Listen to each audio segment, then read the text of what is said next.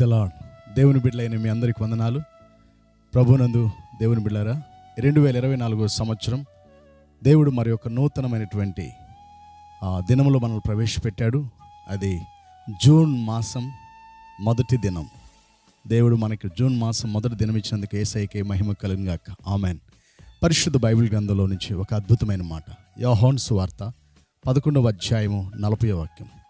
యేసు ప్రభు చెప్తున్నాడు, నీవు నమ్మిన యెడల దేవుని మహిమను చూస్తావు అనే మాట.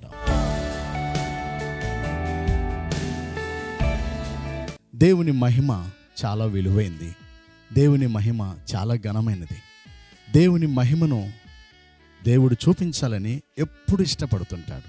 అది ఆయనకున్న మంచితనం. దేవుని మహిమను ఆయన ఎప్పుడు వెల్లడి చేస్తుంటాడు. ఈ వాక్య భాగంలో మనం చూస్తున్నాము కదా, లాజరు దగ్గర ఒక గొప్ప మహత్కార్యం చేయాలని మార్తా మరియల మధ్య అనేక మంది దేవుని పిల్లల ఎదుట ఆయన మహిమను కనపరచాలని ఆశపడుతున్నాడు. అలాగనే దేవుడు మన ఆత్మీయ జీవితంలో కూడా ఈ మాసంలో ఒక నూతనమైన మహత్కార్యం చేయాలని ఆయన ఇష్టపడుతున్నాడు. రెండోదిగా మనం చూసినట్లయితే లూకా సువార్త 2వ అధ్యాయము 9వ వచనంలో ప్రభువు మహిమ వారు చుట్టూ ప్రకాశించినందున అనే మాటను చూస్తున్నాం. యేసు ప్రభు పుట్టినప్పుడు ఆయన మహిమ దాని యొక్క దేవుని దూత తీసుకుని గొల్లల దగ్గరికి వెళ్ళినప్పుడు దేవుని మహిమ గొల్లల చుట్టూ ప్రకాశించినది అనేటువంటి వాక్యాన్ని మనం చూస్తున్నాం.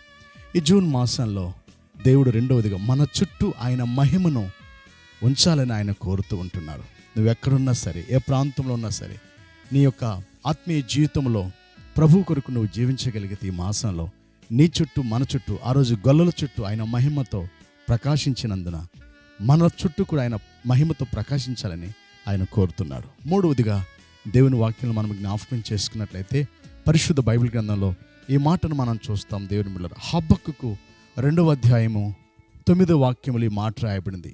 ఈ కడవరి మందిరం యొక్క మహిమ మునుపటి మందిరం యొక్క మహిమను మించును అని మనం చూస్తుంటున్నాం.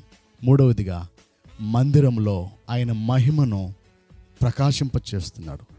రెండంతలైనటువంటి లేక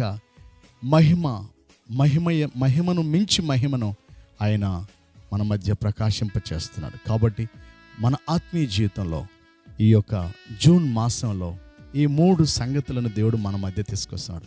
మన కుటుంబంలో, మన వ్యక్తిగతంగా, మన యొక్క ఆరోగ్యపర విషయంలో, ముఖ్యంగా మన పిల్లల చదువుల విషయంలో, వారు తిరిగి మరలా స్కూల్కి జాయిన్ అయ్యే విషయంలో, కాలేజీలకి జాయిన్ అయ్యే విషయంలో, ప్రతి విషయంలో ఆయన మహిమను ఏ విధంగా అయితే ఆనాటి మార్తా మరియలు, లాజరు అలాగే ఇశ్రాయేలు మధ్య ఆయన ఉంచాడో, వారితో ఆ మహత్కార్యాన్ని చేయటానికి ఆయన మహిమను ఏ విధంగా కనపరిచాడో మన చుట్టూ ఆయన మహిమను కనపరుస్తాడు. తిరిగి అలాగనే ఆ యొక్క గొల్లల చుట్టూ ఆయన మహిమను ఏ విధంగా ప్రకాశింపచేశాడో మన చుట్టూ, మన కుటుంబాల చుట్టూ, మన ఉద్యోగాలు, వ్యాపారాలు, వ్యవసాయాలు, చేతి పనులు, వృత్తులు, షాపులు, మనం చేస్తున్న ప్రతి ప్రయత్నంలో ప్రభు మహిమను మన చుట్టూ ఉంచాలని కోరుతున్నాడు. అలాగనే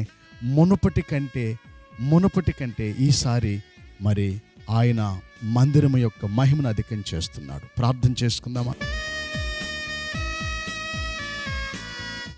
ప్రార్థన. మహాపరిశుద్ధుడా, నీకు వందనాలు, కృతజ్ఞతలు చెల్లిస్తున్నాం.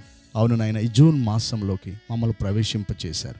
ఇది నీ ఉచితమైన కృపని మేము విశ్వసిస్తున్నాం. గడిచిన 5 మాసములు మీ రెక్కల కింద మమ్మల్ని భద్రపరిచారయ్యా. భయంకరమైన ఎండల వేడి మీ తీవ్రత నుంచి తప్పించారయ్యా.